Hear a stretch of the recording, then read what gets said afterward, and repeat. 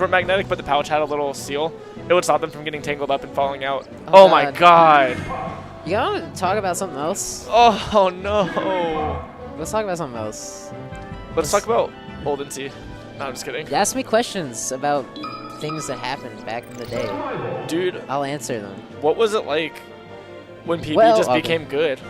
Dude, the funniest thing that people don't know actually about that is like NC like hated Kevin for a long time. Really? Yeah. Was he like the sassy upstart antagonist or like what? No, what he wasn't an that? antagonist. He was just like you have to like think about like the end of like 2007 and like 2008, 2009 like Brawl had just come out and was just about to come out. And so he was like all about trying to get really good at Melee while Brawl's coming out. And everyone's like, what the fuck is your problem, kid? Like, what's going on? There's a new game, you fucking Yeah, moron. it's a new game. I always loved Kevin because, like, the first tournament I went to, I was like, oh, man, he's new, too. We started at the same time. He could be my rival. And then, like, a month later, I was like, he's really good. Dude, this is not working out as a rivalry. Let me pick someone a little easier. This is ridiculous. But, yeah, no, it took to, like, Herb 2 for NC to really get behind Kevin. Like, we were all about, like, Lauser. Like, Lauser was, like, NC's hero. And then, like, he started, like, he would, like, take, like, the winner set off of Lauser, like, in finals, and then he would lose the grand final sets or something. Or, like, then he outplaced him at, like, tipped off 4. So they were slobber knocking. Oh, no, they went back and forth for, like, a good, like, year and change. And, like, NC was, like, almost all of NC was behind Lauser. But then, like, once Herb 2 hit, like, like, I don't know, something changed, like, in the zeitgeist of NC Melee.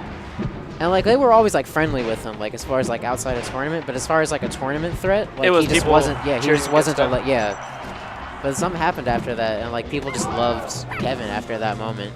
How was the out-of-state attendance at Herb? Like, what was that looking like? Out-of-state attendance back in the day was very different, like, than it was today. Because, like, Herb and Herb 2 had less players than this tournament. But a way more, like, diverse cast because of it was people. such a small community. Yeah, like, so Herb 2, like, Mewtwo King, J-Man, Hungry Box, Lamb Chops, I can keep going, like, Scar came down, who else was there? G-Money was there, G-Reg, like, a lot of, Chudat. It sounds like the old school all-star cast. No, like they came to all those events. Like that's just how it was back then. Like you drove all like even like old school like 2007, 2008 tournaments. Like all of like MDVA in Georgia would show up to like the NC like 50-man tournaments. That's so sick. Yeah. So that's why like people think it's like crazy that people like me and Dylan and Karn like know all of these people, but it's only because that's who was there. Like these were the people. Yeah, I feel like to some extent it might have just become that once he was good enough, he could become NC's champion too. Like, yeah. Like once he showed that he could contend with the previous champion, it's like, okay, we respect you. Yeah. We'll welcome you in. We'll see what you can do. Like once he started beating him consistently and doing really well, like against out-of-state players, we were like, oh, that's our boy. Yeah, that's our boy. Once that's he's winning, Kevin. that's our boy. Yeah. Like, so I don't know. Times were different back then. It was more aggressive, but it was also more like it was more like more homey. It seems like it would have been more raw overall. Yeah, overall it was like way more raw, but it was also way more like camaraderie at the same time. It's hard to explain, you know? No, I understand it though. Yeah. Like that tight-knit community where people are always traveling to see people that it's good. It's a little different from being at a tournament with 80 people you don't know and then some of your homies. Yeah, and I was talking to David Square, Karn and Tho, they team on. Yeah, they're super good. Yeah, I was talking to him. We were talking a little bit about that, how like the scene is different now than it used to be. Like when we were coming up in it, it was like the two of them. They've been in it since like 04, 05, 06. Wow, like, no wonder I've been in it since like 07. So like. The scene is so different now that like we come to tournaments and we like don't know anybody and like everything's like much more serious in a way, and whereas like back in the day like tournaments were just like almost like 3-day long smash fests.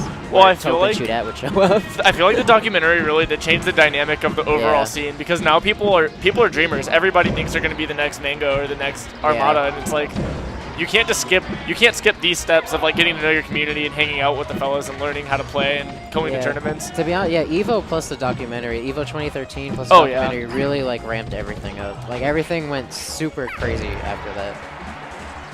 Like I don't recognize the scene in a way. Like, it's so different. Like, if I took a break from Melee, like, in, like, 2011 or something, and I decided to come back, like, 2 years ago, like, what I'd be like, hell? what did I miss? Like, how did this happen? I'd be so confused. Oh, that was an up smash. Yeah, the draw. That was an up smash for The sure. draw up smash confirms are about the only thing that make this matchup bearable, and he didn't do it. Yeah. Speaking about old school and Puff Dittos, HBox and Mango used to Puff Ditto. Something tells me they wouldn't look like this. Think about that. Well, not on Mango's side anyway. Mango's like, bro, I'm trying to fight. There's the old the classic in Pound 4, in Grand Finals game 4, I think, where Mango Hungrybox misses a rest and he's on his Is that when Mango jabbed him? Yeah, and he does like the dash God. dance into jab and like runs away. Because he's just like, you can't beat me. Dude, there was a long period of time when Mango was like getting drunk at tournaments and like not placing well, where everyone still knew he was the best player because he would play top players in friendlies and spank them. And then just get fucked up and play a Yeah, tournament and he and do just whatever. he would just do whatever in tournament. But then after Hungrybox would win like Apex 2010, he would play Hungrybox for 2 hours and like 3 stock him every match. Just destroy him after he wins. Just destroy it, and Hungrybox would get so angry. Thug finals are the way to do it. Yeah, like, and it was just so, I don't know, it was just such a weird like time when you think about that. I like thinking about that more than I like thinking about this, honestly. It's not even the fact that it's Puff Dittos, which is kind of annoying, but like this game is over. You know, there's actually not a possible. There's no combination of buttons that Sprankles can press to win. It's actually impossible. So I'd rather just move on. Like, a minute 45 is not enough to take 3 Puff Ditto stocks. It's just not going to happen. Oh, I didn't even notice that. That's okay. Considering how much time's left, I agree with you. I would say if there was like more time left, he could get like a good kill here before getting too much percent. You can always adjust the game plan. Yeah, but like. And rest isn't a bad option if you can go off the top. Yeah, but he's too high of percent now, so he doesn't win. He's at high percent and he has 1 minute left. Yeah. I don't really know what happened because it's Puff Dittos and we were chilling. At this point, I think the way Sprankles has to play, he has to just try and find some of like HiFi's like more like end game habits. Yes. Or just try and like I'd like to see him tire just try him to out a little bit. Like be like, I don't care if this is going to the time. Yeah, I can go to time all day. And Sprankles will take a timeout all day. I'd like to see him start conditioning HiFi maybe. Maybe try to get him to jump in certain places or see what he's feeling, and then start switching it up at the beginning of next game and run with whatever he learned. Because, like we said, there's not much chance for a comeback, but he can definitely learn a little bit before he dies. If he dies. This is so many disgusting. backers. So many backers. HiFi not looking particularly worried right now. Yeah. Did you watch any Genesis yesterday? I watched that Pikachu beat up Shiz on. That set was so good. That set was so good. That Pikachu looked like an Ice Climbers man. I could not believe that he played Pikachu. I also watched. But, like physically, he looks like an Ice Climbers. He looked like the kind of guy. Like who in the cam. But like with a really fierce battle face. Because you know some Ices, they really feel good when they're wobbling. It's not like I'm doing this to win. They're like, yes, I'm wobbling. Yeah. But no, there were some really good sets. SFAT S2J disappointed me. They played for like 17th or something crazy like that, right? I wanted to see S2J participate in Melee, and SFAT just kind of did not let him do it. SFAT, there's a lot of matchups that he plays where it's not overt, but that's very much how he plays. It was just unfortunate. Yeah. Same with like Crush and Axe. Crush is a pretty clinical player. He doesn't really he doesn't really do too much out of the norm, but he still got 3-0'd. It was just a player There were a couple of close matches there, though. I watched that set too. Dude, the Amsa hug set. Oh my gosh. I was freaking out during that. I don't know how Amsa is the way he is. I don't really comprehend it. He's a gentle, precious cinnamon bun, and we just need to make sure that he doesn't change unless he chooses to. He's a gem that just needs to be appreciated. He's like one of those gems that like isn't necessarily like shiny and like cut correctly. Like he has like some of those like imperfections that makes him more valuable. He doesn't hit every parry perfectly. No, but that's why he's wonderful. He might be cheesing, but he's not afraid to And pop then off he every once in a killed while. himself at the last. So there was 30 seconds left in Game 5. They're both at like 100%, and he kills himself. The fact that he's still able to laugh that off is amazing to me. Like, that kind of mental composure is something that is just good for any player. It would be really good for these two. Ooh. You think he was going for a stage spike with those fairs? Because I feel like... I think he was trying to just set trying up for a weird situation. I think he would have been ready for a tech too. Yeah. I think he was just kind of wanting to hit him. He's at that percent where most hits are going to be fine. Yeah, I think... Oh, he lands it. Because I'm pretty sure HiFi was out of jumps at that point. You don't do 4 pounds in a row without being out of jumps. No, you do not. All right. Welcome to... Back here spacing. Welcome to whose melee is it anyway? Where the combos are made up and the stocks don't matter. The one thing I think is making this really slow is that they're both fighting on the same plane every time. Like when Sprankles is on the ground, HiFi is trying to fight on the ground. And then when they're in the air, they both try to fight in the air. I'd rather see them sharking below, maybe try to go for up smash or something. It's probably really frustrating to the other player to do that though. Like, I'm frustrated watching it. I'm sure on some level there's like some crazy like 3D like quantum chess dynamic that There's they're a meta playing out here. in their head. There is a meta here, but I don't think Yeah. that we're going to be up to date with it. Yeah, They I played don't know enough about this character. HiFi won this match at Hornet's Nest 2, I believe. Yeah. He won the same matchup in a 3 out of 5, so it's not looking too good for Tyler right now. Definitely closer than the first game though. That's definitely the same pace, also, but also definitely closer. Yeah, I'm seeing them doing a little bit more. They're trying a little harder to shark under each other. Yeah. Try to get the rising back air and then get out, Oh, and man, then do it 5 or 6 more times. Yeah. Choi, thank you for streaming. Thank you, Choi. Shoutouts to Choi. Shoutouts to Choi. I want everyone in the chat to just thank Choi real quick for giving Giving all of himself to this stream. Giving all of himself to the stream and giving you the ability to thank him in the stream. Without him, you Without him, you couldn't thank him. You couldn't thank him. He gives of himself so that the viewers may live, and so that the players may have amazing stream matches, except for this one. Yeah, I'm gonna see what we got going on here. Actually, I'm gonna check out because I think I follow the Choi. Yeah, I do. Oh, we got 22 viewers. It looks. We're at 22 already, and that's what Puff did us. That bodes well for.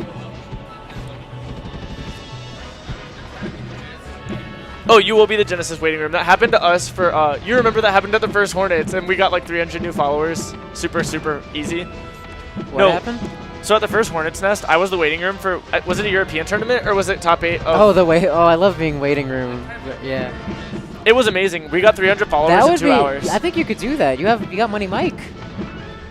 You got Hookshot Miguel. And he's got Juicebox that won the PR MDVA sheep. And he's like pretty damn good. I think he's been racking up top 100 wins in his region. Ah. Yeah, it looks like he's seeded to fight Sharks, right? I can't believe you said it like that. I won't repeat it. Jesus Christ. No, Juicebox is definitely a threat. I like to see some good sets with him and our top players. But yeah, if you get the waiting room status, it's over because top 8 of this should be happening actually a lot before Genesis Melee top 8. It'll be happening during doubles. Yeah, well, I mean, doubles is gonna take anything that's waiting room from this, to be honest. I would watch doubles instead of this. Oh, I would too. Team UGS got upset and they have to fight. They're losers. So Team UGS versus Team CLG. And Loser semis. That's unbelievable. What the hell?